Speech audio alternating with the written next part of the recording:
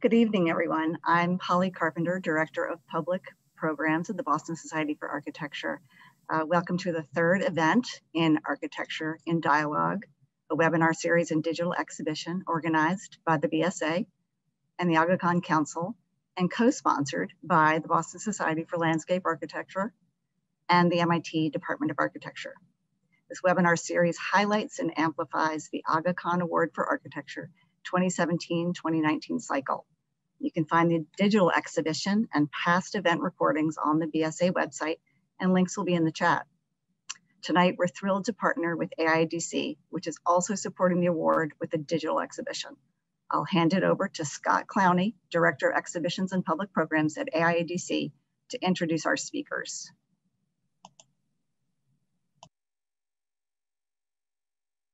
Thanks, Polly. Good evening. On behalf of AIADC, we're delighted to connect with the BSA and Aga Khan Council on tonight's program. Thanks for having us. Additionally, we're grateful to the Aga Khan Council and the Aga Khan Trust for Culture for their support as we too host a virtual exhibition related to this recent cycle of the Aga Khan Award for Architecture. For those joining us from DC, just a reminder that you can access the exhibition by going to our website. We'll also put a direct link in the chat box. Tonight's program features a moderated panel followed by Q&A with the audience. If you have any comments or questions during the program, please use the chat and Q&A features. I'm delighted to briefly introduce our speakers. Their extended bios will be linked in the chat box. Our moderator this evening is Christian Klokel, Associate Professor of Design and Architecture at Northeastern University, where he directs the Experience Design Lab. He is author of The Urban Improvise and co-author of Workplace and Public Realm. His work has been exhibited at the Venice Biennale, the Museum of Modern Art in New York, and others. Now on to our speakers. Adnan Morshed is a practicing architect, architectural historian, and professor at the Catholic University of America, with academic focus on history and theory of modern architecture and urbanism, urban poverty and spatiality, ecological urbanism in developing countries, and more. He received his PhD and Master's in Architecture from MIT. Next up, Marianne Ocampo is a principal at Sasaki and Associate Professor of Practice in the Department of Urban Studies and Planning at MIT. She practices as an urban designer, working on international and domestic institutional and urban projects. Her research focuses on urban design and cultural identity, socio-ecological urban design approaches to resilience, and planning and design for higher education. And finally, Bridget Shim co-founded Shim Sutcliffe Architects in 1994 in Toronto, Canada. The design practice explores the integration and interrelated scales of architecture, landscape, furniture, and fittings. Bridget has served on numerous international, national, and local design juries as an advocate for design excellence, including her role as a steering committee member for the 2019 award cycle. Welcome, speakers. Thanks so much for being with us. Christian, over to you. Hello, good evening, everyone. Thank you, Polly and Scott, for the introductions and for hosting today's event, the Aga Khan Award for Architecture Thriving and Inclusive Commons. The Aga Khan Award for Architecture is a program of the Aga Khan Trust for Culture, a philanthropic organization that supports a wide range of activities aimed at the preservation and promotion of the material and spiritual heritage of Muslim societies. The award was established by His Highness the Aga Khan in 1977, so 44 years ago, and it is a triennial award that is regarded as one of the most important honors in the field. It is granted to projects that not only celebrate architectural excellence, but that, and this is particularly important, it is awarded to projects that also improve the overall quality of life of the surrounding communities. Through its efforts, the award seeks to identify and encourage building concepts that successfully address the needs and the aspirations of societies across the world in which Muslims have a significant presence. Two of the projects in the last award cycle relate particularly to the topic of today's panel, Thriving and Inclusive Commons. I will give a brief 2-minute overview of each of these projects, and you'll also find links in the chat to these projects. We will then open the discussion with our panelists, taking the projects as a starting point to explore issues of participation and identity in today's broader context of architecture and planning. The first project is the Public Spaces Development Program in Tatarstan, a republic that is part of the Russian Federation. The post-Soviet era brought freedom of movement to the people in Tatarstan and also returned to private real estate ownership. The latter also enabled wealthy individuals and businesses to buy up large areas of land, often limiting the population's recreation options. The Public Spaces Development Program seeks to counter these trends and to offer an environment of equal quality to all citizens.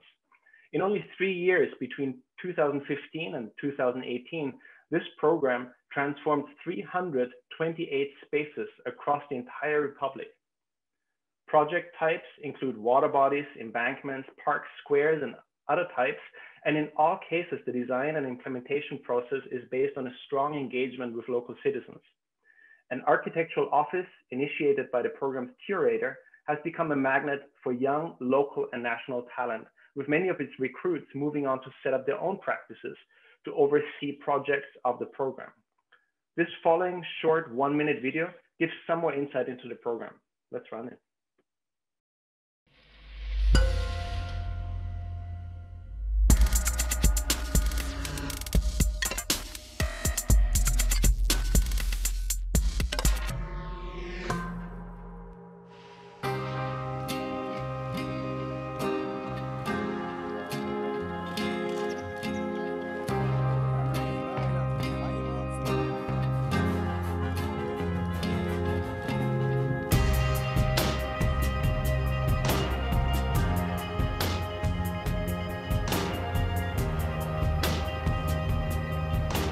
The thing is that basically this whole participatory design, which is now obligatory for any city in Russia for taking part in the federal program of developing public spaces, it is obligatory to involve citizens.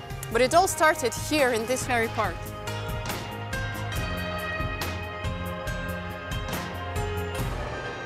Приходили люди совсем разного возраста, совсем разных профессий, пенсионеры, молодежь.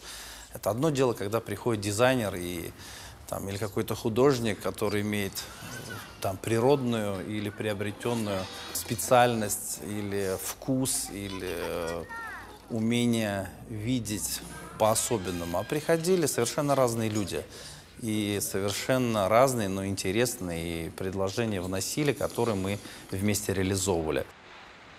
In the end, it refers as much also to the architectural concepts, because we are not working to help the architect implement his vision. We are working to make the people happy, and we spend the tax money.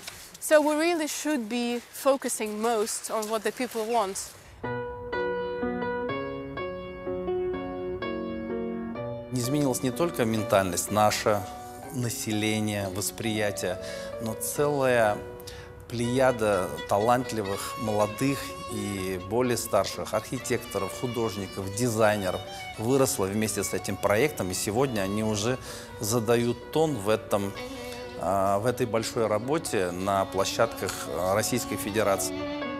The same goes also to the producers. When I arrived, there were 12 producers who would do street furniture, and now there are 75 producers who sell to 32 regions of Russia, which means that all the money we put work for the development of the local economy, and they develop new skills. This has been an exercise of growing up community of professionals with experience and with vision and with the shared values.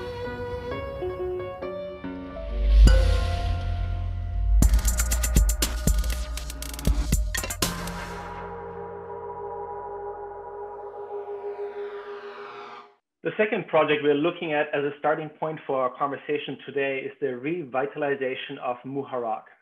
Muharraq is today Bahrain's third largest city, and it has a history as a global center of the pearling industry.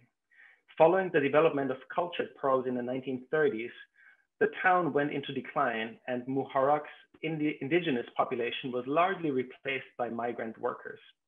The project was initiated as a series of restoration and adaptive reuse of a number of historic buildings before it evolved into a comprehensive program called Pearling Past that involved multiple architects, planners, and researchers.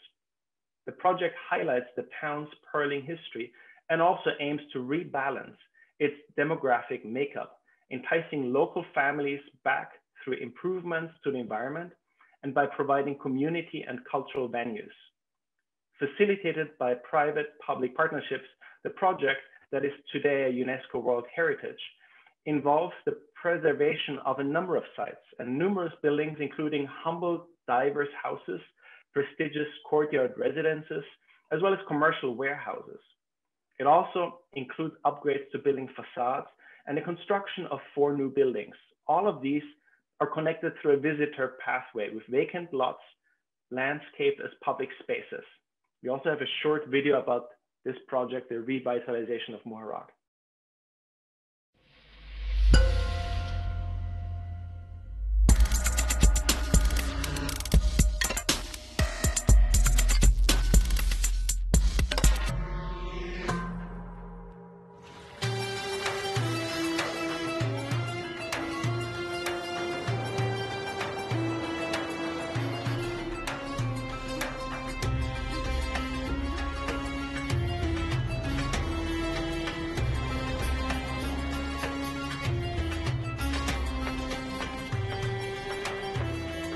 The project being a large urban regeneration project, it entails, apart from the historic buildings that we're seeking to conserve, that we're also rehabilitating. First of all, in very basic things, that we maintain the public areas of the city, the streets, you know, the public realms, the facades, that we really reinvest in this part of the city. And on the other hand, that we reintroduce contemporary programs that maybe were no longer being placed and reinvested in the city. To be honest, there was a bit of challenges at the start because what was being done was somehow new in a sense, and there was a kind of common understanding that these old buildings, you know, were derelict, that it was a waste of money to reinvest in them. And, you know, obviously once the building started having a use, started having a life, started attracting people from other areas of Bahrain, from other areas of the region, that they started, you know, reversing the decline of the city. The impact has been, you know, extremely positive. There is now a kind of collaboration between formal, informal sectors, private sector, who are all now ignited to do something to preserve and safeguard their own heritage, which is really shows that the inscription had a very positive impact on the community. الاستثمار هذا النوع من الحرف المحلية وتوظيف الأماكن الأصلية لكي تكون أيضا مصدرا للاستدامة ولطرق أبواب جديدة للعمل. كذلك الحرف القديمة التي بعض منها كاد يندثر، ربما صناعة أو حياكة الكرار، وهي مهنة أصيلة كادت تندثر، الآن عبر تعليم الجيل الجديد ممارسة هذه المهنة وأيضا توظيفها لمدخول ومردود. The nicest and most surprising thing was also the ease in which people really appropriated these spaces, you know, as soon as they were implemented, you know, and it was really beautiful to see because it was somehow as if these spaces had always been there in the city.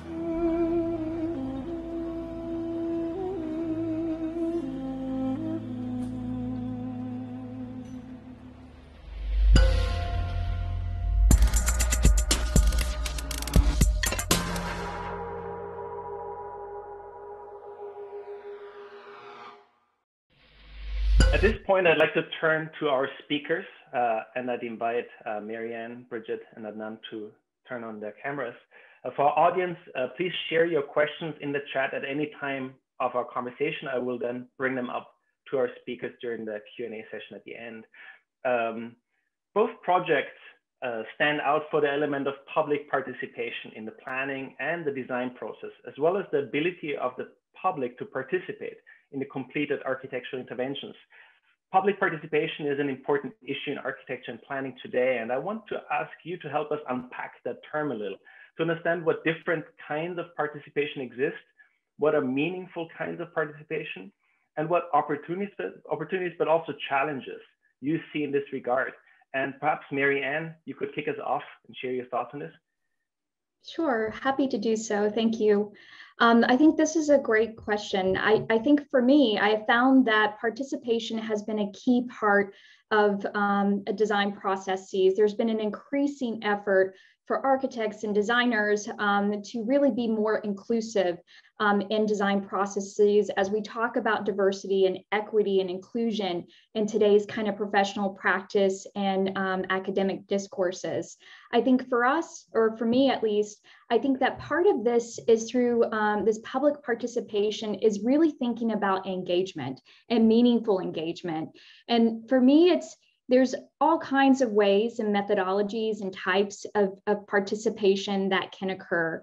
In some cases, we have in-person analog methods. In other cases, there are kind of digital civic technologies that are emerging for us to really engage with the public, with communities. And so I think that there's a tailoring of participation processes and engagement methods that are really thinking about who we're asking opinions from and who the people are and who we're designing for. I think the types include everything from surveys and questionnaires, mapping experiences, stakeholder interviews, focus groups, site tours, town hall meetings, design workshops, and even kind of post-occupancy evaluations and assessments. For me, I think the most meaningful types of participation and engagement are really focused on building trust between the designer and the community, thinking about active listening and learning, being able to really gather open-ended and kind of specific feedback, following up and having clear communication that is accessible, and really building advocacy and kind of consensus in the way in which the design vision is being formulated. And with that, I think there are pros and cons, I would say, that are really about understanding, the kind of epistemic justice ideas of how we share knowledge, whose knowledge is important, and understanding that the community that we're working within really have a sense of the needs and the context and how that can influence the design kind of project.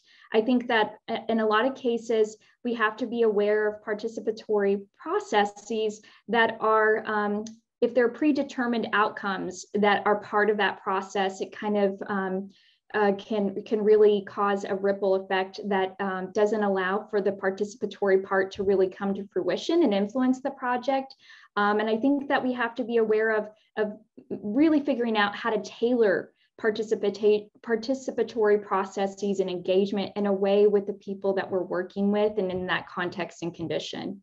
Adnan, do you want to share your thoughts on this? Sure. Thank you, Christian. Great question.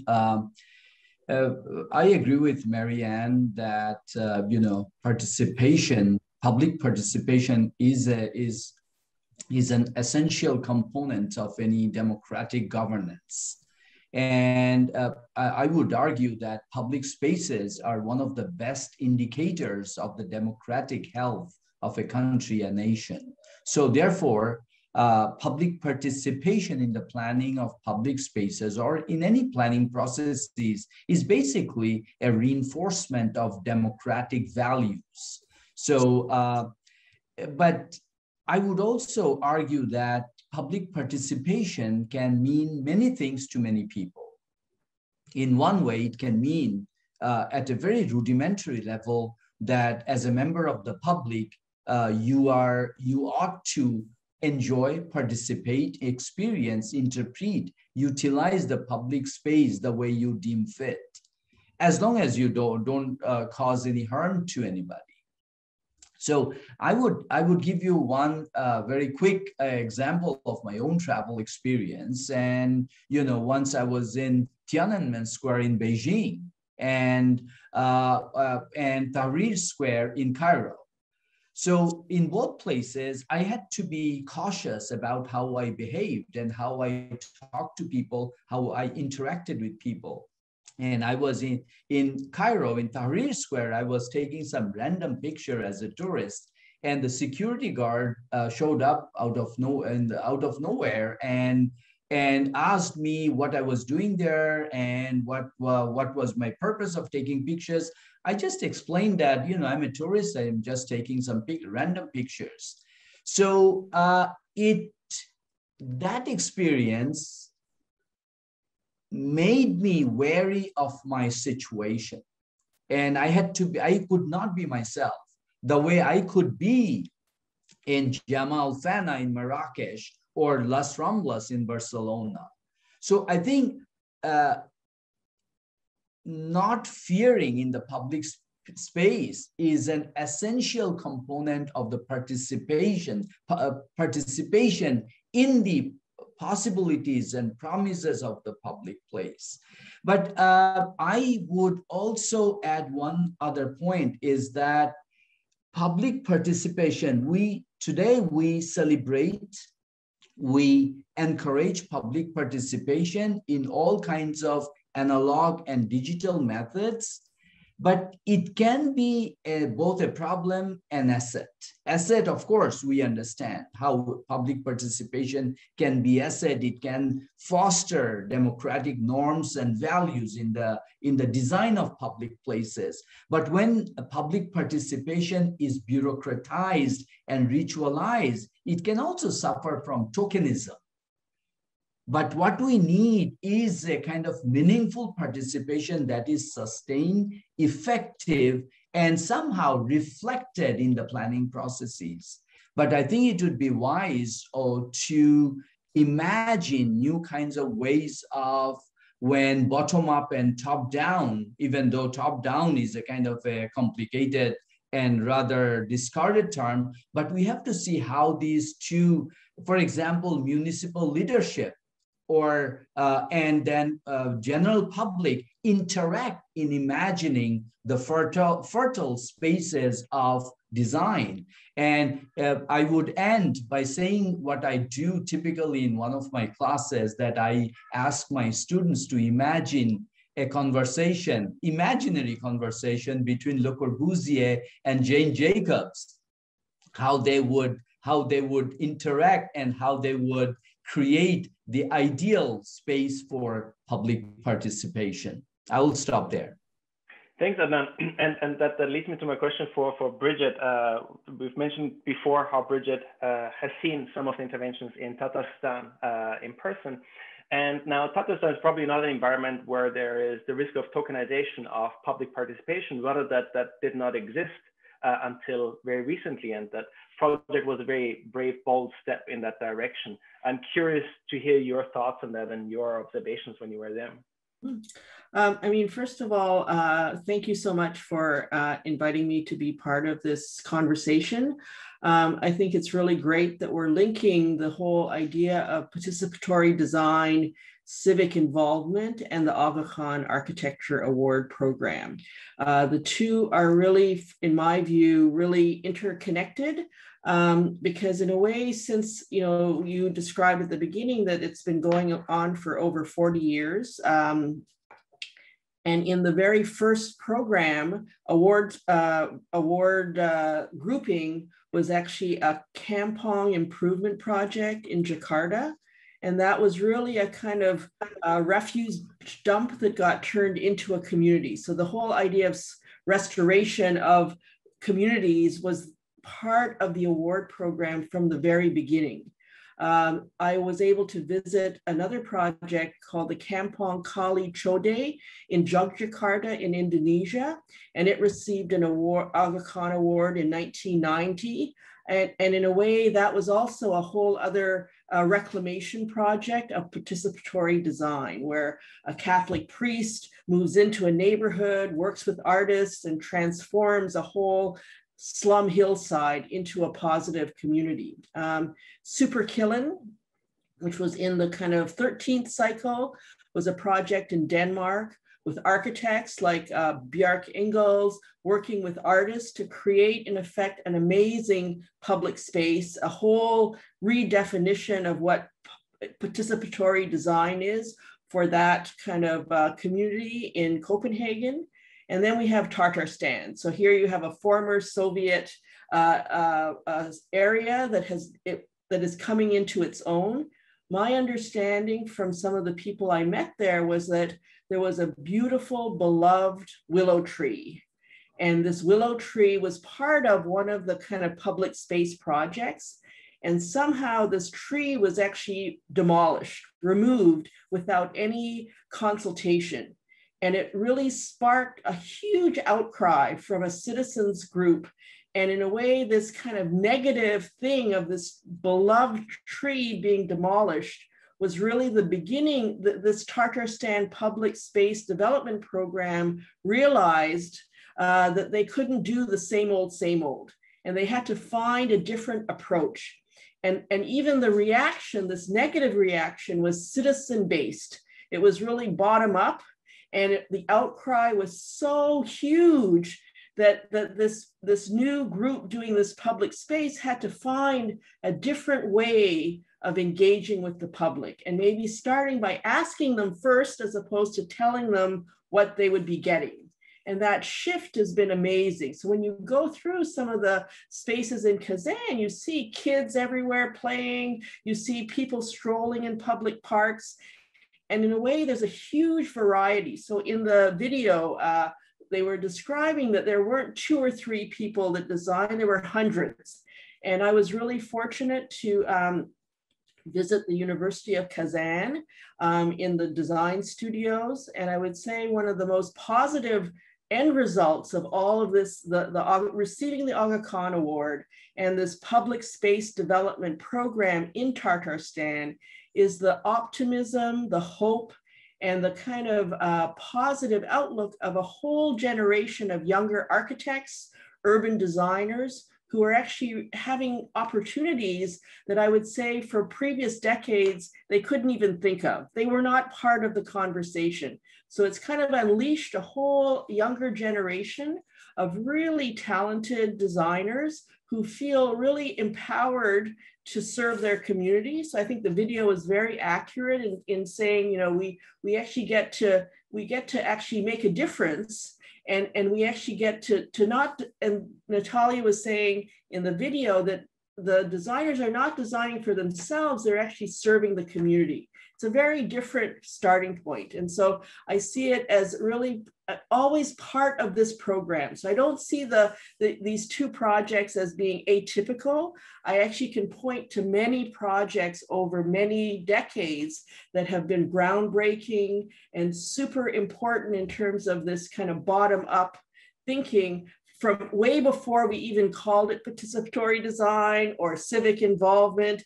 They were actually already doing it and permeating work that actually did this in different parts of the world. So anyhow, it's and it's such a important program in highlighting not just the end result, but in both cases, the process is as important as the final outcome.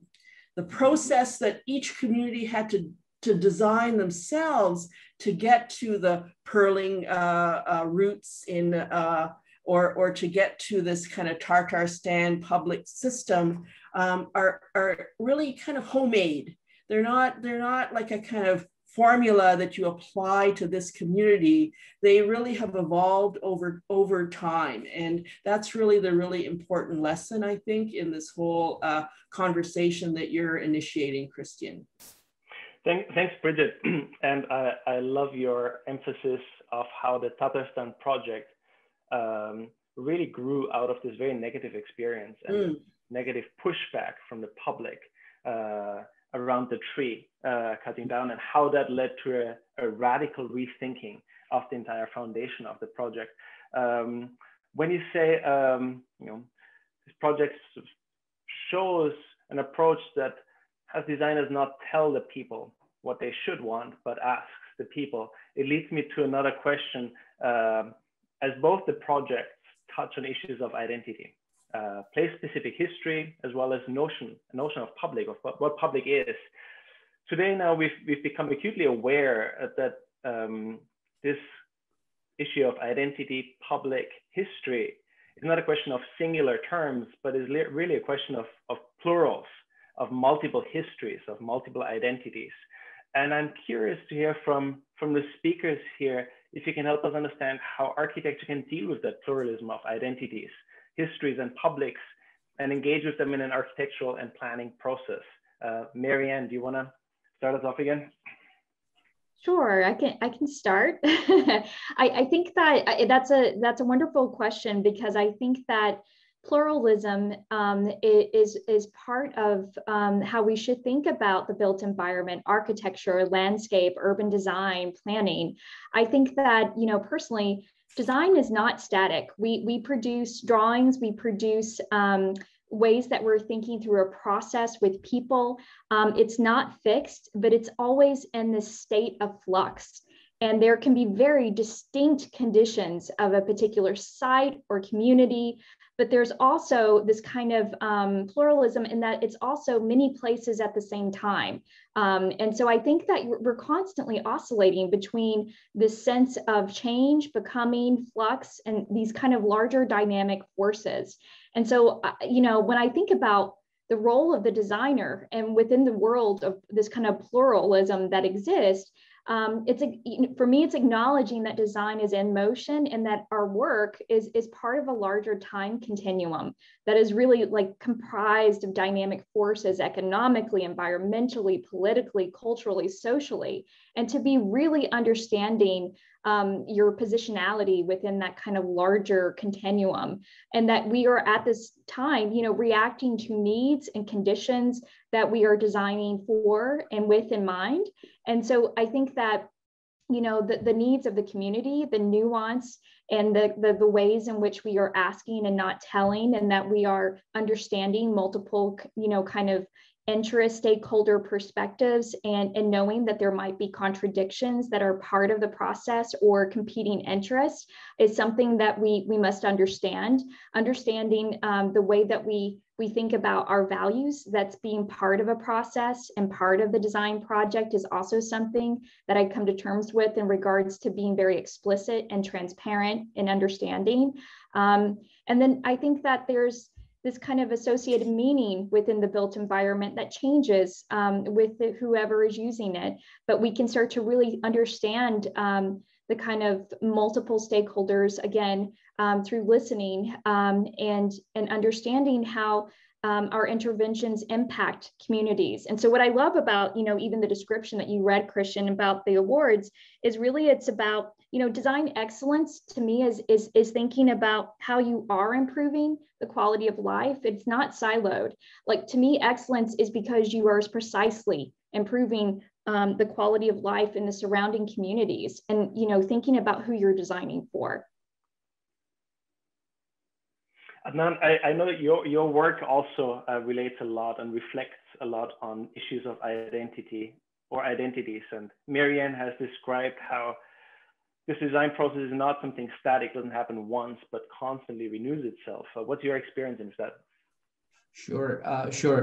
Christian, I apologize for my unstable internet. I'm on the other side of the planet, so bear with me, okay? You know, it's 4 in the morning here, and so I don't know what's going on. The internet is a little unstable. We'd love to serve you coffee via Zoom, Adnan. So the question of identity is intriguing, and, you know, identity is never monolithic, nor the notion of the public. These are not monolithic, siloed concepts.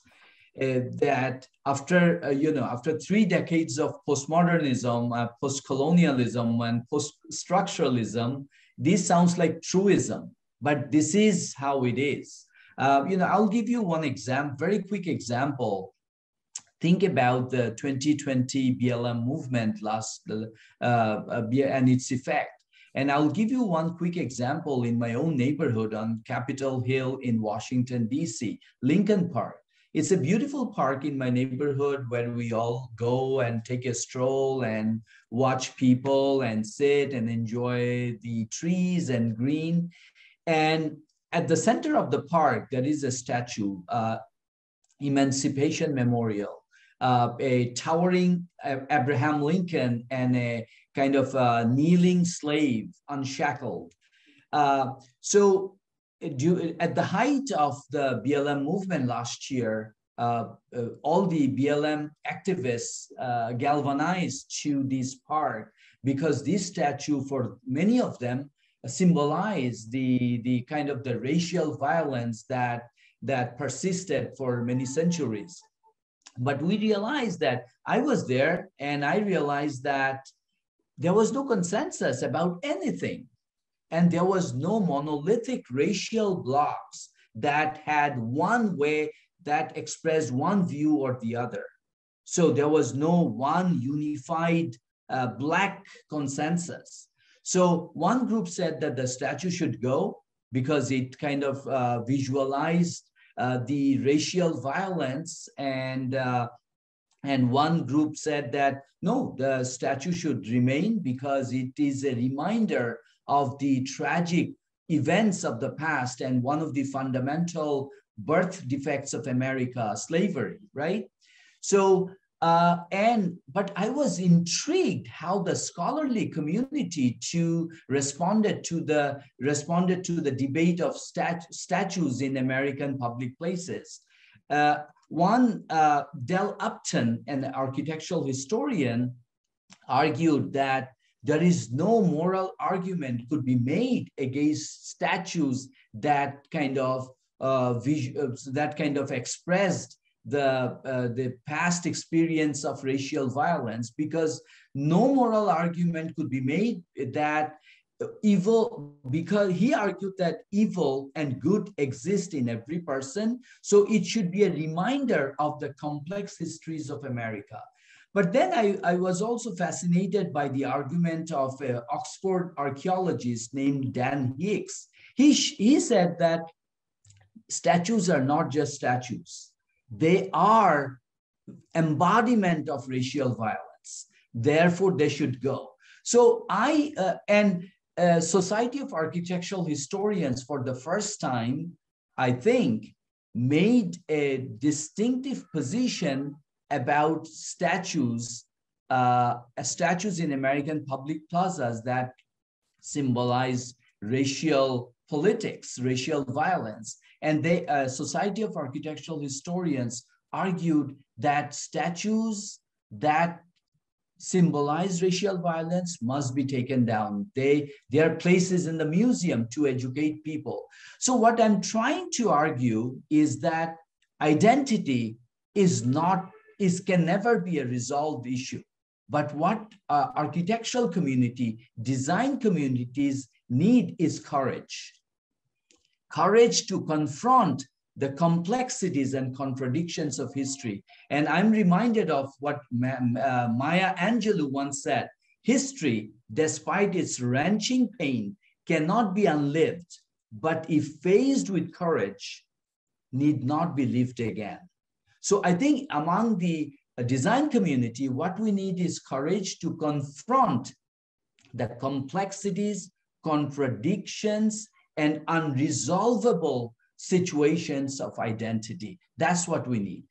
And I would say my last point would be here is that pluralism in identity, inclusivity in identity is social justice. Thank you, Adnan. It sounds as if you're suggesting that we need to repeat in conversations and continuous engagement and interactions in order not to repeat actions that had happened in the past, in a certain sense, and how architecture can engage in that process of repeating a question and a conversation in order not to repeat.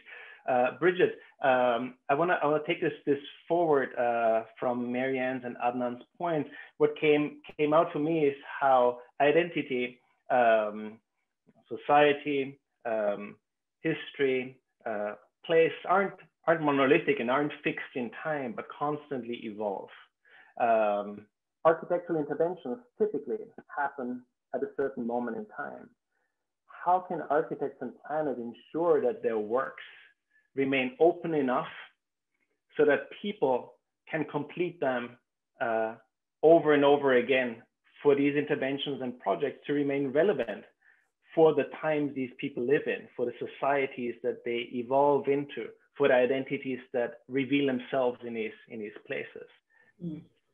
I think that's a great question. I would say that the second project that we saw on the video in Bahrain is such a great example. So you have this kind of amazing heritage of this pearling economy. And then it sort of disappears because there's a kind of, the economy falls apart when they figure out how to cultivate pearls in other parts of the world. The built fabric is there, new people move in, and there's almost a kind of amnesia, a kind of lack of understanding of the rich heritage of the place. And so in a way, I see that project in this revitalization project in Bahrain is actually really important because it really links this idea of identity with civic pride and civic involvement. The two for me are very interconnected.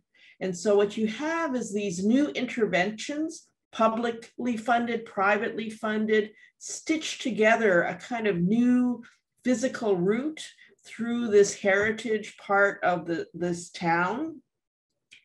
And they really give you an understanding of this lost history, this history that people didn't remember anymore because there was a kind of turnover in the population. And this investment in the public realm was so important because in a way it improved the quality of life of all of the residents living in this town. And at the same time, it allowed visitors from totally outside places to actually understand this pearling route through the town. And in a way, it was incremental, it's open-ended. And in a way, Noura, who is the kind of, was on in the video, she was being interviewed, is both an architect, but I see her as a kind of curator of public realm space. And so she's working both as a kind of designer, but she's also helping to shape this new public realm that was sort of already there, but kind of disappeared.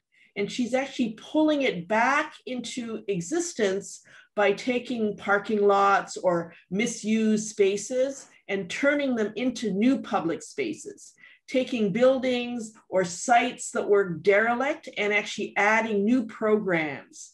And so these interventions really provide a whole new way of looking at a city that was already there. It was fabric. So unlike Tatarstan, where you're looking at new public spaces, nothing existed before. We're adding new playgrounds, new parks, new this. Whereas in Bahrain, all of this fabric already existed. And it was just being inhabited by different people who just didn't know what the history was. So now you're actually sharing, in effect, what was already there. And you're doing it through these incremental interventions, but they add up to a bigger story about identity and then connecting identity with both civic involvement, this kind of public process. And at the result of it, from my perspective, is the civic pride that is related to identity. So I feel like this winning project of the 14th cycle is such a great example of this question of identity. It shows it so well, and it's doing it in a different form of intervention. You know, this kind of the contrast, the two projects you've selected are so different geographically. You know, one is in a kind of, they're totally different climatic zones, they're totally different latitudes. They both end up with vital public spaces, but they go about it in totally different ways. You know, from something that existed that is actually where you breathe new life into something that was already there, or you create a process that builds a whole network of public spaces in small towns, big towns across an entire country. So I feel that they're both totally different, but also both really relevant as examples of participatory design in great ways. Mm-hmm. Thanks, Bridget. And this actually connects directly with a question that was posted on our Q&A panel. So I want to bring that up right away and encourage also anyone that's listening in to post their questions if you have them. We'll be happy to bring them up. Bridget, you talked about the Bahrain project as a project that reconnects to the memory of place. And this question addresses archival considerations and asks whether in these kind of projects, like the Bahrain project, there are mechanisms that can or could be employed, or that you're aware of similar kinds of projects that are able to preserve people's stories as they relate to these places and spaces. Bahrain preserves and revitalizes the spaces, the buildings, the structures related to a history. I think this question touches directly on people's stories, narrated stories. Are you aware of projects where there is this linkage made between the architecture of place and the actual stories and experiences of people that this architecture reconnects with? Is this something that is possible? Is this something that can be facilitated? Who wants to take that? Bridget, yes. Well, I would say that the Superkillen project in Copenhagen is a very interesting project from in terms of that, your question. It's in a kind of peripheral neighborhood of Copenhagen, the greatest number of immigrants in the entire city. And so this kind of group of artists and architects actually went out to the community and asked them what they wanted. And what you have is a collection of, kind of pieces, a kind of fountain from Morocco, or a kind of octopus slide from Japan, or a swing set from a different place. And all of these objects are part of this kind of new public realm. And so many different communities were listened to. And you have this kind of mosaic of kind of both objects within a public field, and it's kind of a very long, extended public realm. And I would say it becomes pretty interesting as a kind of different and new way of considering public space. And again, there's no one great example. There's just many different ways of actually realizing this kind of public realm. We've been in a pandemic for so long and months inside. I would say people value the public realm even more, and especially ones in their own backyard. People, you need somewhere where you can walk to this new public realm, and it should actually serve your needs as a community.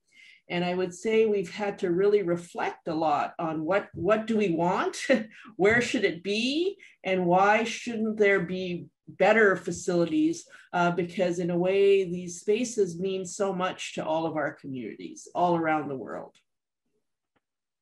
That would actually be something I'd be quite curious to hear our other speakers' thoughts on. You brought up COVID, the pandemic, that has had a big impact on all our lives, also on our public spaces.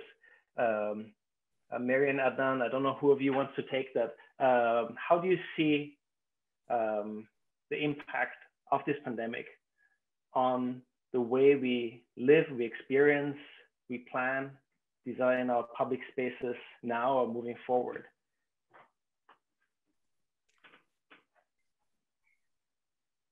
Can I go first? Marianne, is that okay? Yeah.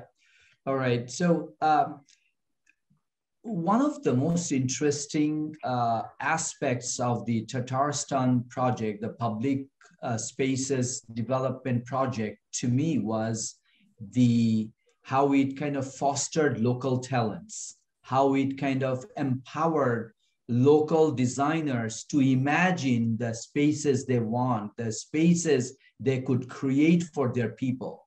So I think that's a very important lesson to be learned from the, to be applied to the post-pandemic urbanity, if you will, that how do we imagine very localized spaces? How do we capture very local aspiration in addressing very kind of localized challenges faced by communities during the pandemic?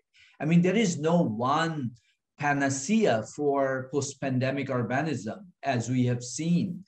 we have seen that the pandemic has experienced by different communities very differently.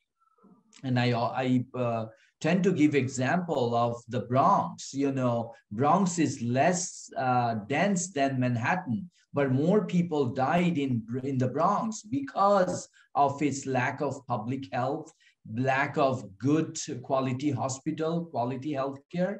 So I think one of the lessons that we can learn from particularly the public spaces development program in Tatarstan, that how do we empower local designers, local design communities to address the problems their communities face.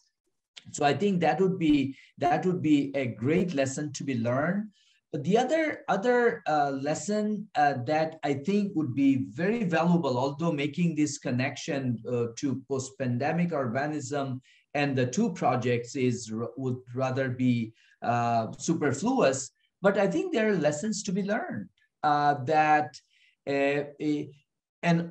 if you look at the siting of the project, different public spaces projects in Tatarstan, that they are not all in cities. Some of them are in rural areas. Mm-hmm. So in a way, that project blurs the boundary of rural and urban. And I think that's a great way of reconceptualizing the project, that oftentimes when we think about public spaces, we think about towns and cities. But public spaces can also galvanize rural communities.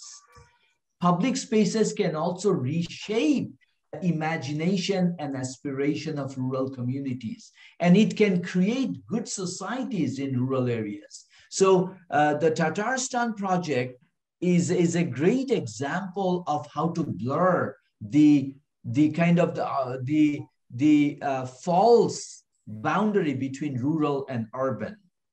And perhaps that would be a great way of conceptualizing post-pandemic response to urban challenges.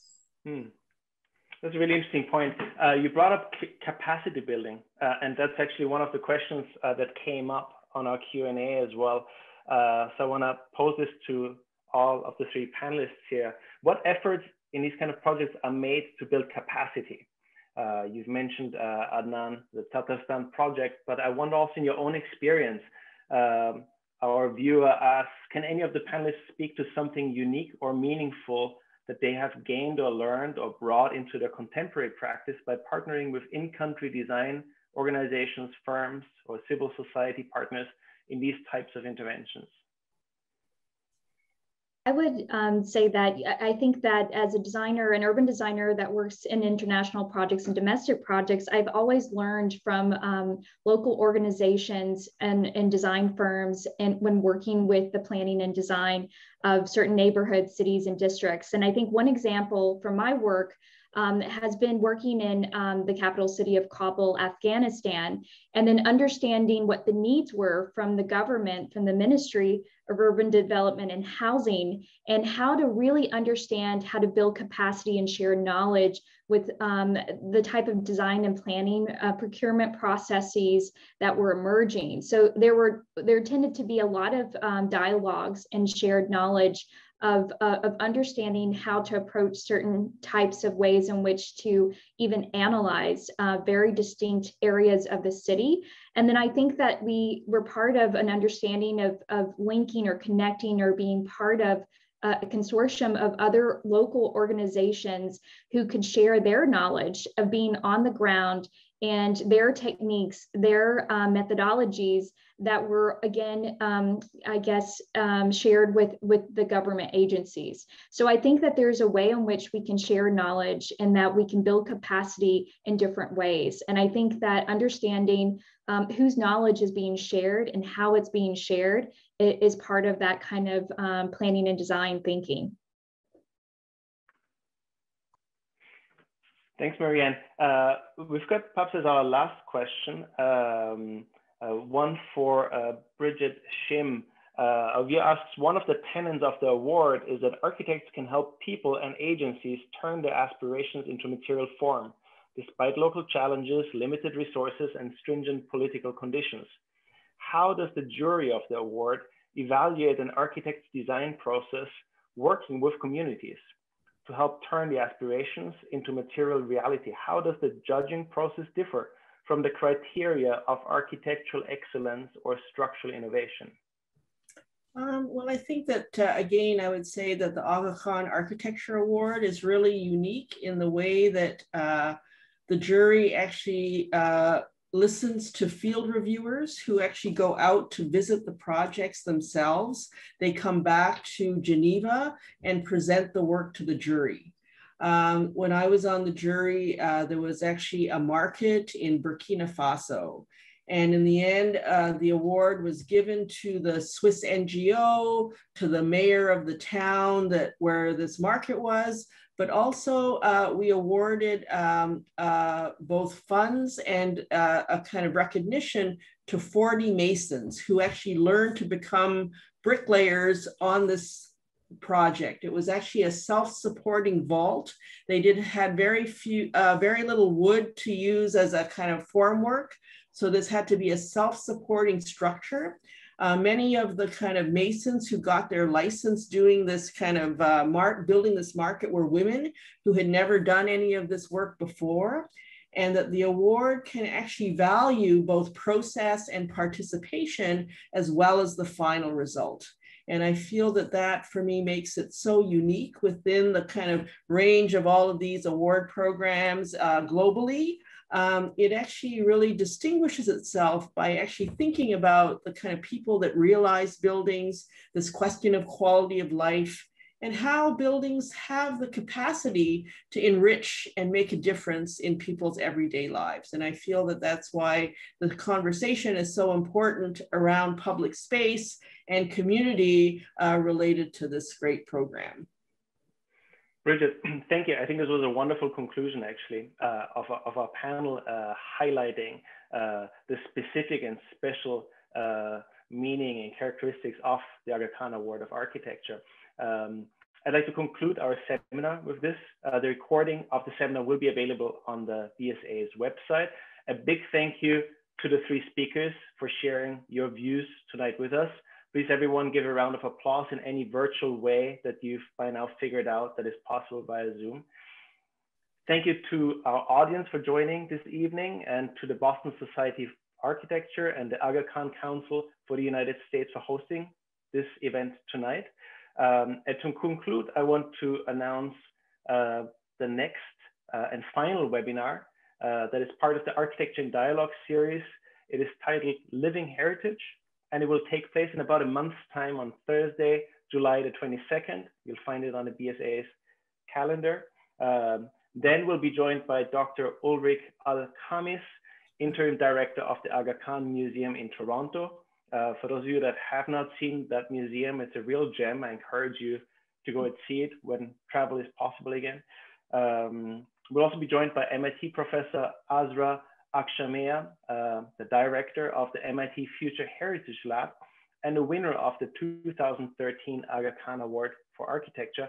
Azra's work is also currently exhibited at the Venice Architecture Biennale. We hope you can join us next month for this last event. Thank you and have a good evening.